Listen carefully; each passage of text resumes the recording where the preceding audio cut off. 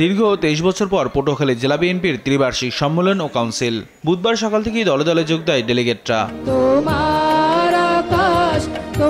জাতীয় সঙ্গীত দিয়ে সম্মেলন শুরু হওয়ার পরে একে একে বক্তব্য দেন স্থানীয় বিএনপির নেতৃবৃন্দ সহ বিভাগীয় দায়িত্ব পালন করা নেতারাও।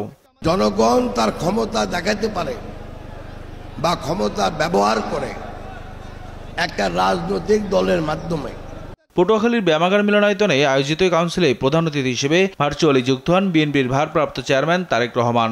এ সময় জনগণের সমর্থন পেতে তাদের প্রত্যাশা অনুযায়ী কাজ করার নির্দেশনা দেন তিনি।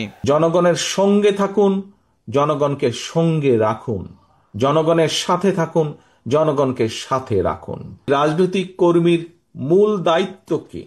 মূল দায়িত্ব হচ্ছে মানুষকে খুশি রাখা, জনগণকে খুশি রাখা, জনগণের সমর্থন আপনার পক্ষে রাখা। তারেক রহমান বলেন, দেশের সবচেয়ে বড় রাজনৈতিক দল হিসেবে জনগণের প্রতি বিএনপির দায়িত্ব বেশি, তাই গণতন্ত্র প্রতিষ্ঠায় ছাড় দিয়ে আসছে, আরো ছাড় দিতে প্রস্তুত। বড় দল হিসাবে আমাদেরকে ছাড় দিতে হবে, কারণ আমাদের দায়িত্ব যেমন বেশি, ঠিক একইভাবে আমাদেরকে ছাড়ও দিতে হবে। আমরা ছাড় দিব। এবং আজকে এই কথাটি বলার মাধ্যমে যেই কথাটি আপনাদের কাছে আমি তুলে ধরতে চাই, আমরা আমাদের নীতি, আদর্শ, লক্ষ্য, উদ্দেশ্য অবশ্যই আমরা জনগণের কাছে পৌঁছাবো।